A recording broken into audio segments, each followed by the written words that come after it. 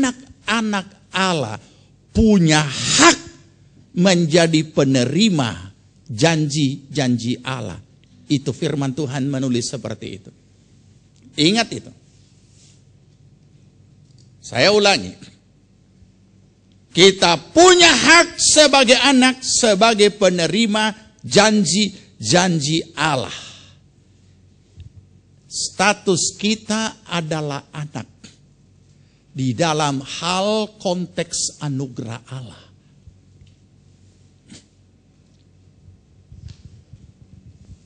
Di dalam hal ketaatan, di dalam konteks ketaatan, kita adalah hamba-hamba Allah. Nanti kita baca ayatnya, saya jelaskan dulu. Apa itu hamba? Hamba tidak punya hak atas dirinya apa-apa dan sama sekali tidak punya hak. Semuanya tergantung tuannya.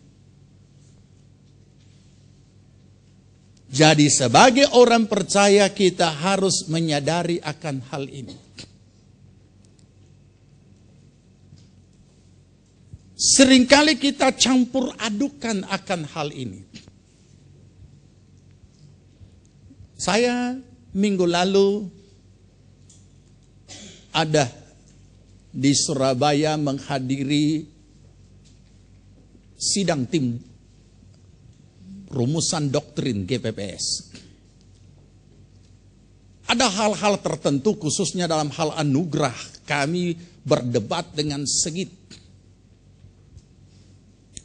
Kenapa? Sebab saat ini ada teologi anugerah.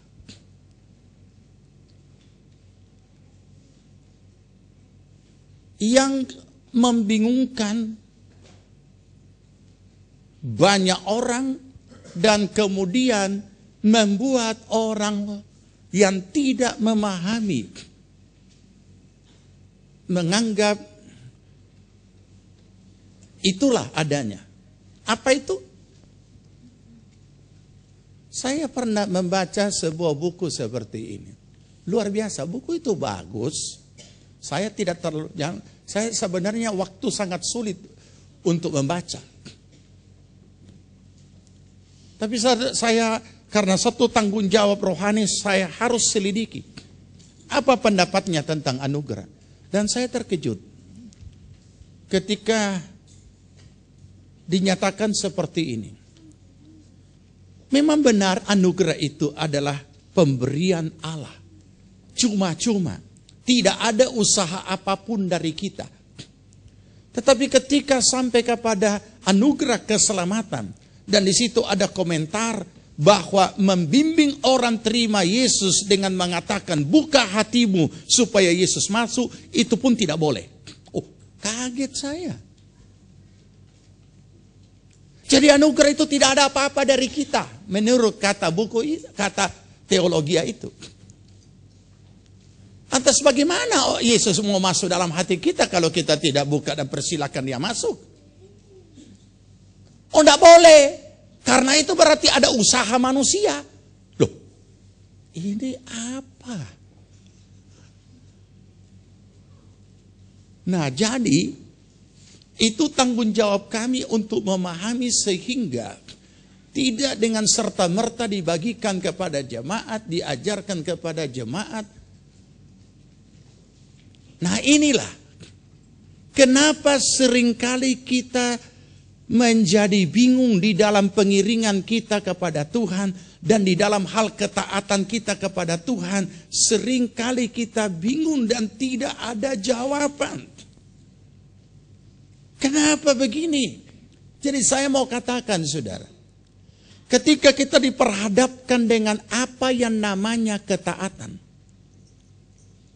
tidak ada kata lain selain kata nyanyian itu. Ku jawab ya Tuhan, ku jawab ya Tuhan, ku jawab ya Tuhan, ku jawab ya Tuhan, ku jawab ya Ya laksanakan, laksanakan, siap laksanakan. Tidak ada lagi embel-embel. Ya Tuhan, bukankah aku ini adalah anakmu? Ya Tuhan, akulah anakmu. Dia ganti lagu dalam doa semalaman itu. Tadi ku jawab ya, sekarang ya Tuhan.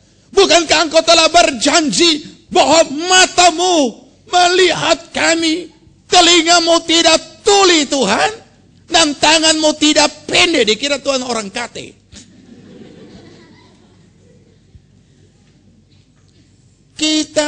Ketika Tuhan menghadirkan sesuatu realita hidup kita untuk konteks ketaatan, kita tidak punya hak klaim. Tidak.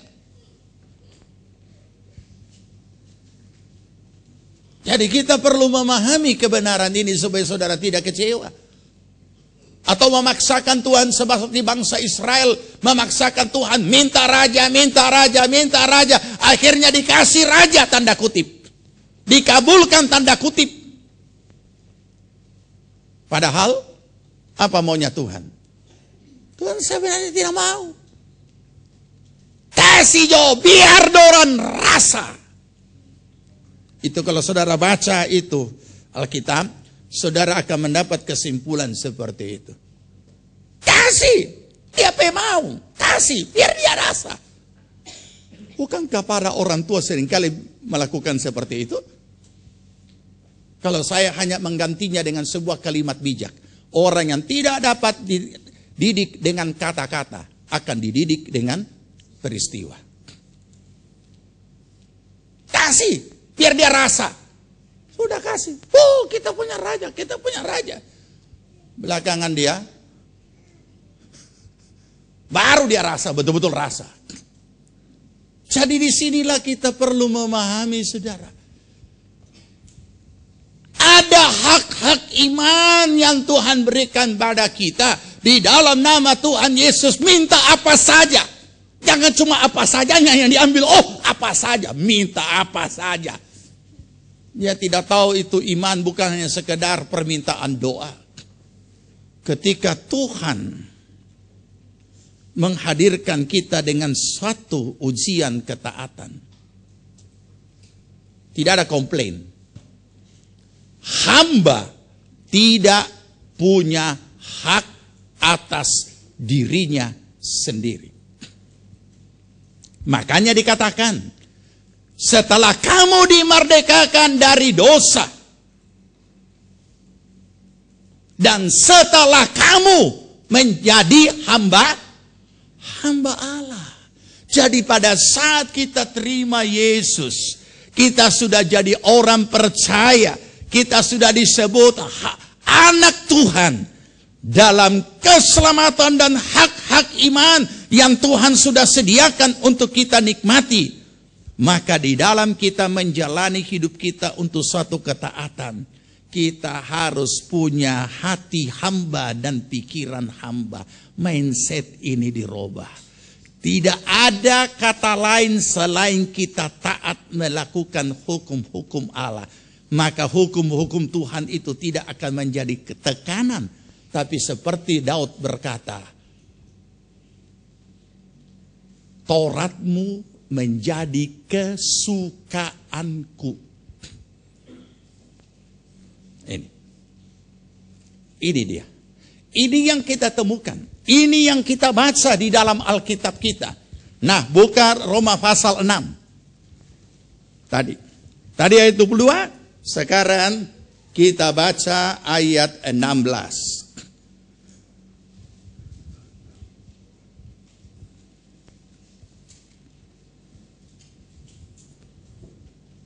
16 kaum wanita. Iya, apakah? Tidak tahu, sekarang tahu. Terus.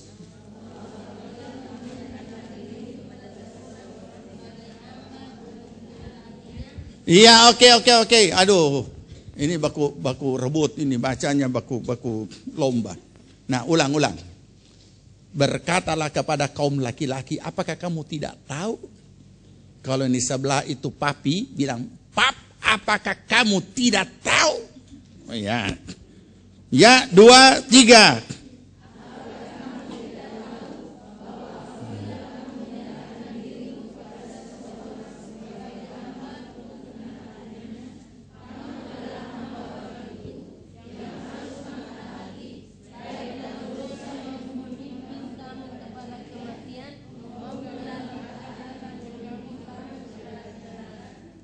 Ada hak?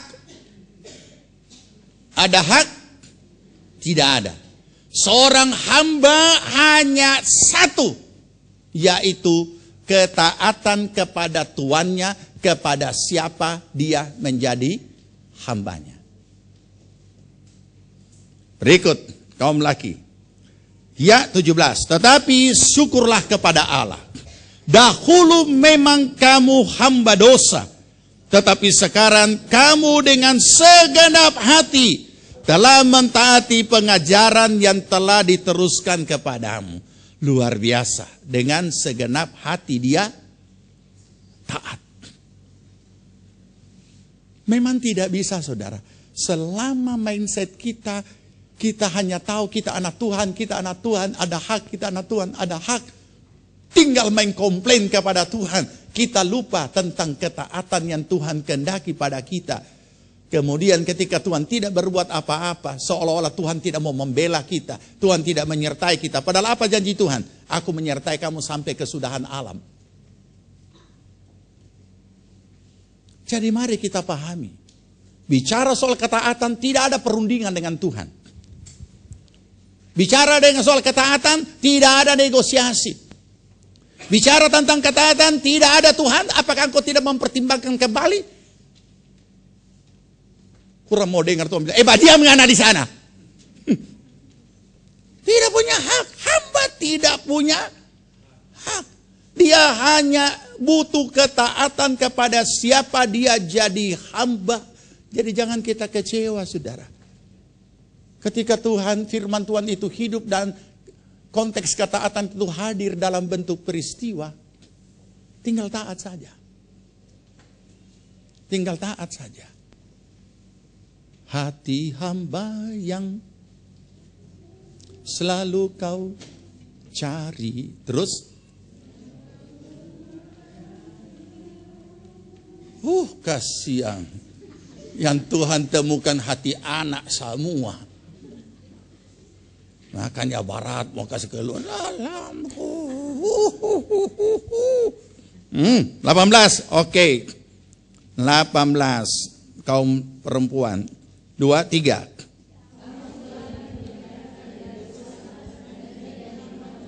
Iya. Jadi berarti dalam hal kebenaran, tinggal taat. Tidak ada tawar-menawar. Kaum laki-laki. 19. Ya, oke. Aku mengatakan hal ini. Ya. Mana laki-laki? Tunggu dulu, stop dulu. Terus yang lain ini apa dan? Karena Alkitab cuma ada laki-laki dan bahaya juga di jemaat GBPS ya. Coba kita periksa dulu dari jauh. Ada berapa jenis yang hadir? Oke, laki-laki 2, 3. Stop. Bukan main kalau di rumah bentak itu main itu. Badian ada. Kita sambil badian. Bukan main di gereja lemah lembut membaca Alkitab. Lebih lemah lembut dari ibu-ibu. Betulkah ini Pak itu ada begini di rumah? Bukan kata begitu, merajalela. Oke, silakan baca merajalela. 2, 3.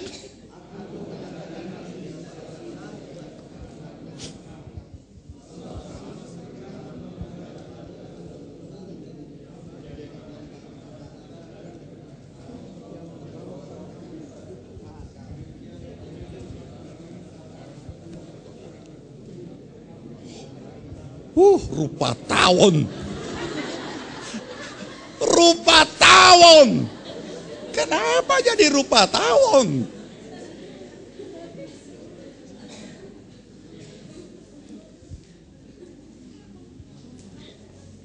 Saudara tahu ada satu gembala melayani di desa. Dia tidak tahu kalau banyak jamaat buta huruf. Kemudian dia tegur, kenapa dia bawa Alkitab? Badiam dorang. Kenapa dia bawa Alkitab? Badiam dorang. Terakhir jamaat bilang, itu nanti atau bawa baca, kasihan. Jadi karena dia terbeban, dia ajar baca. Ya, memang hamba Tuhan harus begitu. Harus memanusiakan manusia. Jadi dia mulai buka kelas pemberantasan buta huruf. Loh, ini terjadi sungguh. Jadi dia bikinlah kelas pemberantasan buta huruf, belajar membaca. Kemudian jadi hal. Kenapa jadi hal? Sebab ketika giliran ibu-ibu membaca, TP anak-anak ketawakan. Soalnya anak-anak sekolah kan. Makanya orang kadang-kadang, jangan ke sekolah tinggi-tinggi itu anak. Nanti dorang bikin bodoh kita orang. Itu cerita kuno. Marah dorang. Nah, maka Pak Gembala memisahkan mereka. Orang tua, anak-anak. Dengan harapan tidak ada lagi jadi hal. Jadi bikinlah kelas pemberantasan buta huruf. Dan harapan aman-aman saja. Seorang ibu mulai membaca. Tak salah baca. Ibu di sana ketawa. Oh, berdiri dia. Dia datang ke anak ketawa. Ribut makalai. Baku tarik rambut di dalam ini. Gembala bilang, jangan. Ini gereja nih. Rupanya orang belajar di dalam gereja. Ini sungguh-sungguh terjadi. Ya, jadi oke lah. Tidak apa-apa. Ayat 20. Ayat 20. Di sini makin jelaskan apa yang harus dilakukan. Menyerahkan anggota-anggota tubuhmu menjadi hamba kebenaran. 22:3. Sebab waktu kamu hamba dosa, kamu bebas dari kebenaran. Dan buah apakah yang kamu petik daripadanya? Semuanya itu menyebabkan kamu merasa malu sekarang, karena kesudahan semuanya itu ialah kematian. Tetapi sekarang, setelah kamu dimerdekakan dari dosa, dan setelah kamu menjadi hamba Allah, nah ini yang banyak belum. Sudah dimerdekakan dari dosa? Sudah. Sudah jadi hamba Allah? Belum. Kita anak-anak Tuhan. Memang benar. Tapi untuk konteks ketaatan, kita harus punya hati hamba. Baru bisa taat. Dan hati hamba melepaskan hak. Mungkin kita merasa tidak adil, tetapi itulah kenyataannya. Melepaskan hak itu hati hamba. Tidak memiliki hati hamba, kita tidak akan pernah berhasil untuk taat. Ketika kita memiliki hati hamba, kita tahu semua hak kita dicabut, hanyalah ketaatan. Baru bisa. Ya. Dan setelah kamu menjadi hamba Allah, kamu beroleh buah. Memang. Yang membawa kamu kepada pengudusan. Dan sebagai kesudahannya, ialah hidup yang kekal.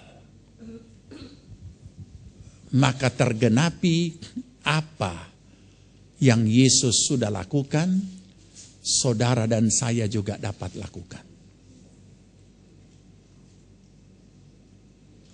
Itu sebabnya Alkitab sangat menekankan apa yang dibaca tadi. Bukan hanya dikatakan taat sampai mati. Bukan.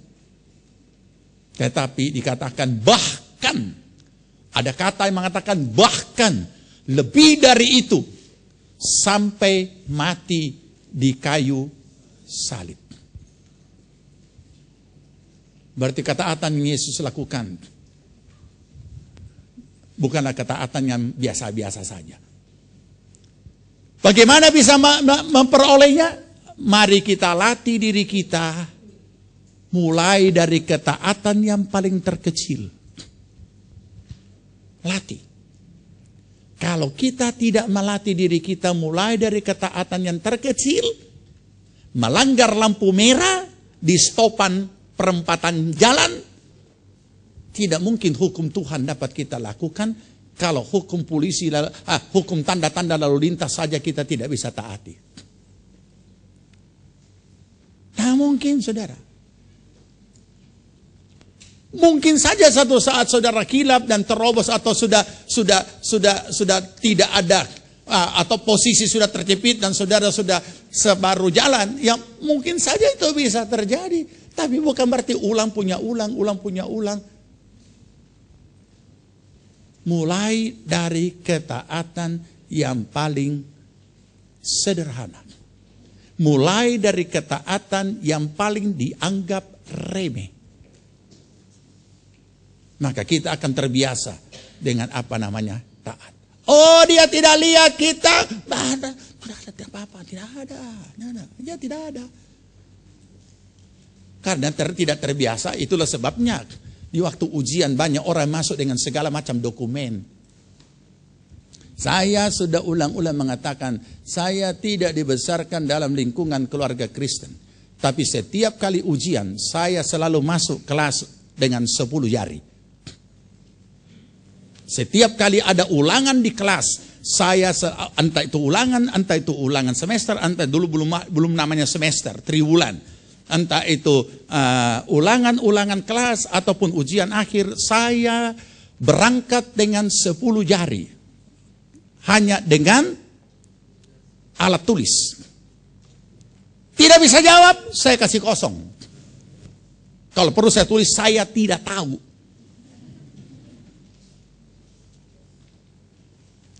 Itu hal yang kita anggap sepele.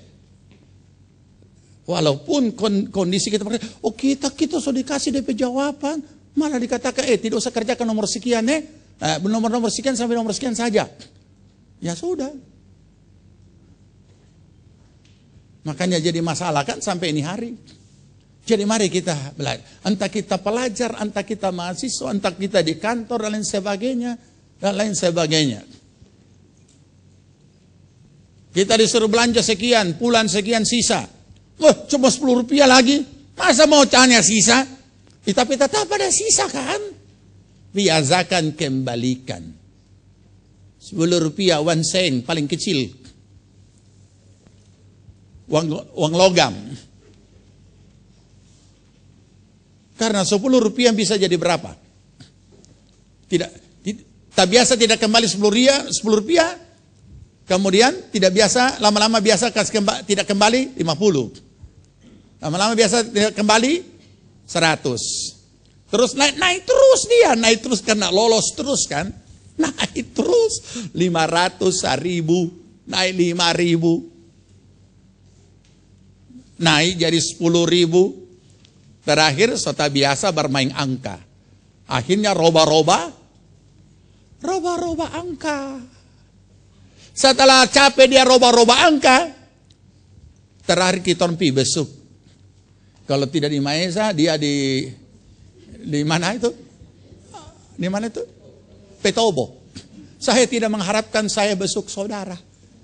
Baik di Maesa, ujung jalan Bali maupun di Petobo.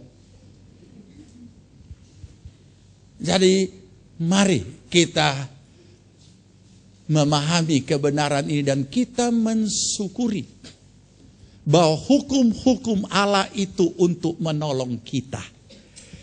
Coba saudara renungkan. Kalau kita pulang sebentar dan kita kaget, kenapa semua rambu-rambu lalu lintas sudah dicabut ya? Siapa tahu kita keluar pulang ini, hilang semua rambu-rambu lalu lintas. Langsung belok kanan di sana. Yang dari atas juga langsung lurus-lurus bawah, turun ke bawah. Apa yang terjadi? Jadi rambu-rambu itu menolong kita hidup tertib. Rambu-rambu itu menolong kita hidup demi keselamatan kita. Masih ingat ketika sesudah tsunami ada gempa besar di Palu? Ingat? Berapa itu? 2005 ya? Atau 2006 Januari? Sehingga membuat kami harus keluar, diusir oleh gempa dari Basori. Saudara tahu, bisa bayangkan apa yang terjadi di jalan raya? Tidak ada lagi berlaku tanda lalu lintas.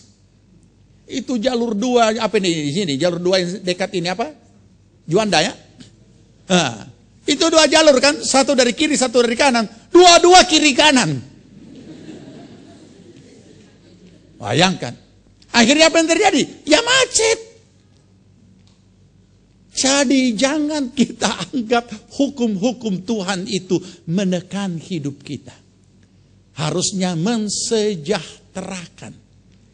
Dan ketika kita lakukan, ada kepuasan tersendiri. Apa kepuasan tersendiri? Saya sudah menyenangkan hati Tuhan. Itu. Ya, mari kita berdoa.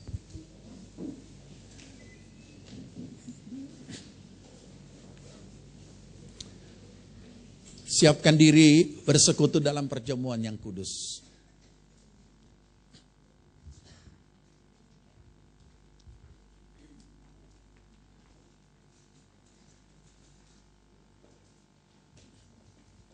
Kita nyanyikan pujian hati hamba yang kau cari Tuhan, yang kiranya engkau temukan ada di dalamku. Kita sama-sama bangkit berdiri, kita berdoa.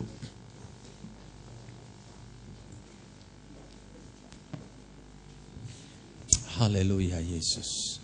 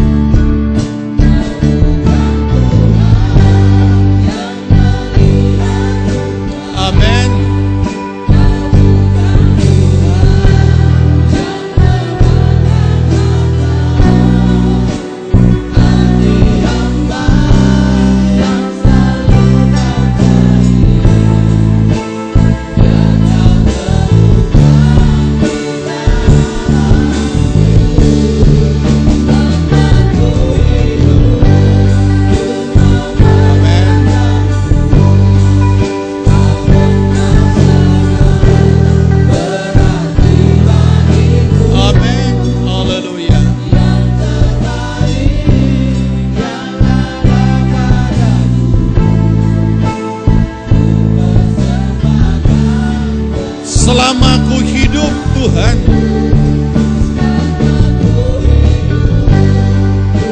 mari pelayan perjamuan silakan maju ke depan.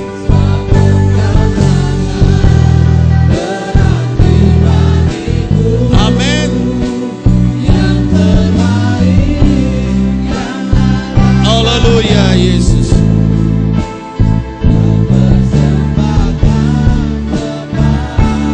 Selama ku hidup Tuhan,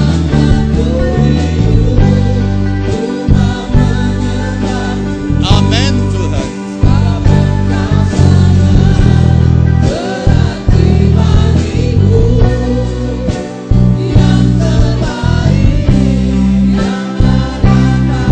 Haleluya.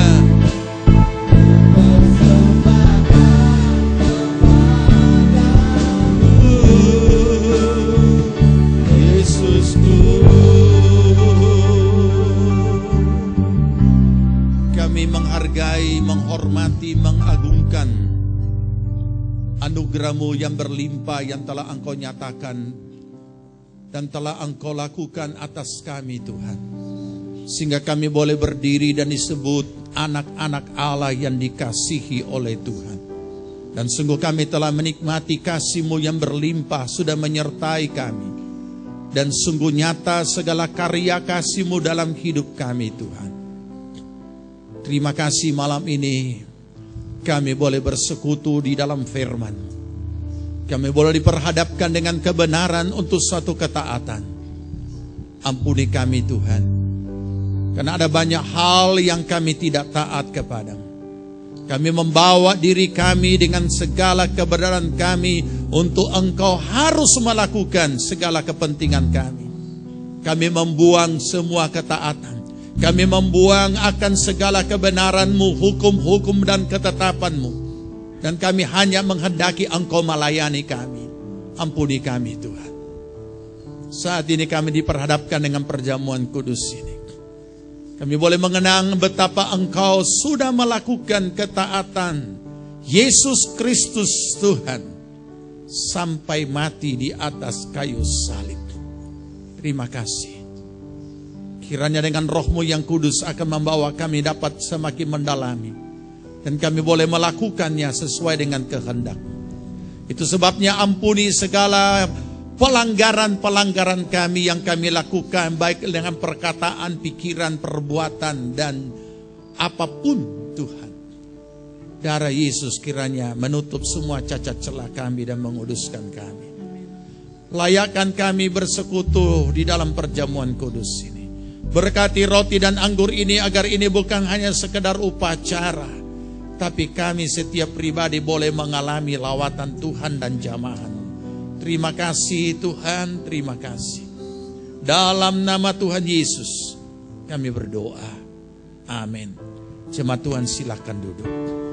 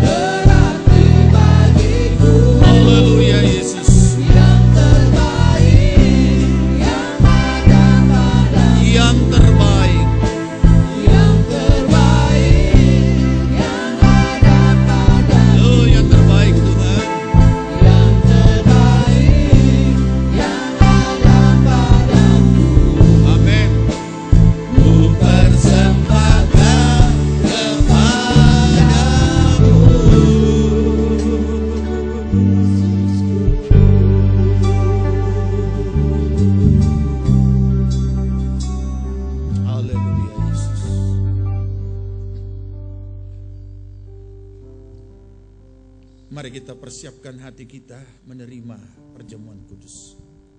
Firman Tuhan akan menuntun kita dalam kita mempersiapkan diri. Demikianlah firman Allah. Jadi barang siapa dengan cara yang tidak layak makan roti atau minum cawan Tuhan, ia berdosa terhadap tubuh dan darah Tuhan.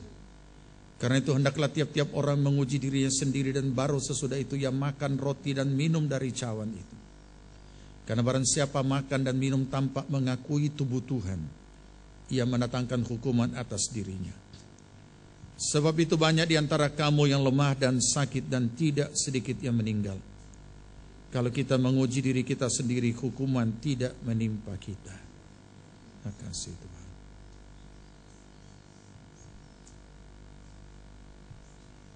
Jika saudara telah siap, angkat roti di hadapan hadirat Tuhan dan dengarkan firman Allah.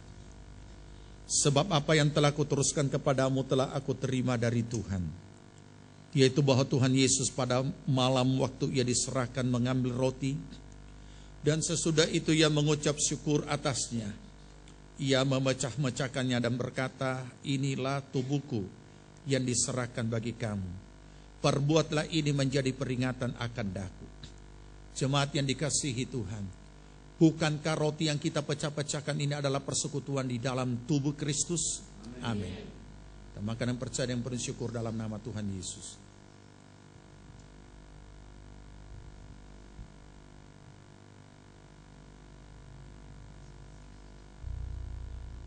Angkat cawan di hadapan hadirat Tuhan dan dengarkan firman Allah. Demikian juga yang mengambil cawan sesudah makan lalu berkata, cawan ini adalah perjanjian baru yang dimateraikan oleh darahku. Perbuatlah ini setiap kali kamu meminumnya menjadi peringatan akan daku. Sebab setiap kali kamu makan roti dan minum dari cawan ini, kamu memberitakan kematian Tuhan Yesus sampai ia datang kembali. Jemaat yang dikasihi Tuhan, bukankah cawan pengucapan syukur yang atasnya kita ucapkan syukur adalah persekutuan di dalam darah Kristus? Amin. Minum dengan percaya yang penuh syukur dalam nama Tuhan Yesus.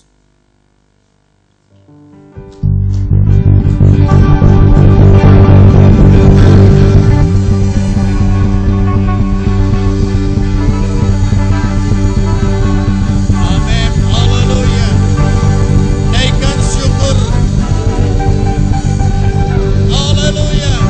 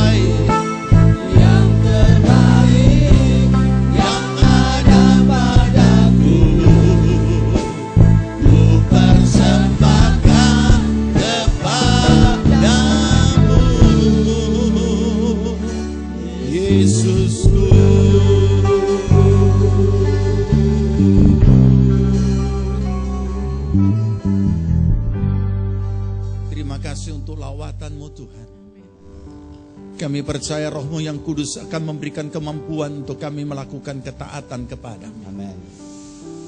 Terpujilah nama Tuhan. Dan kami boleh bertumbuh di dalam iman. Kami boleh memuliakan nama-Mu dimanapun kami berada. Dan kami semakin diteguhkan di dalam Tuhan. Terima kasih. Engkau sudah melawat setiap pribadi.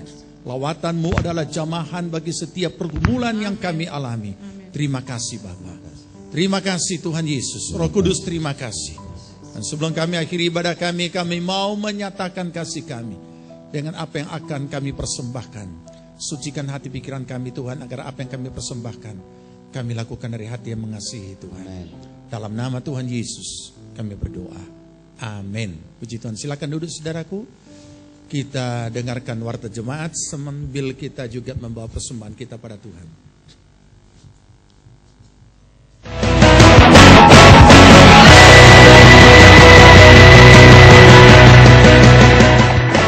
Mari hantarkan putra-putri Bapak Ibu sekalian untuk mengikuti ibadah sekolah minggu pada jam 4 sore di Jalan Sulawesi 411, Revival, dan di Jalan Zebra.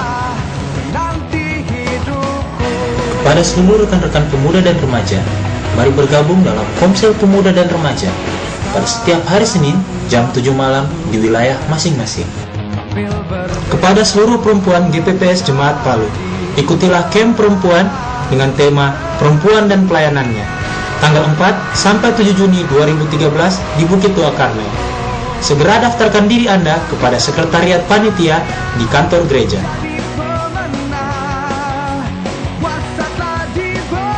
Hari Rabu, ibadah persekutuan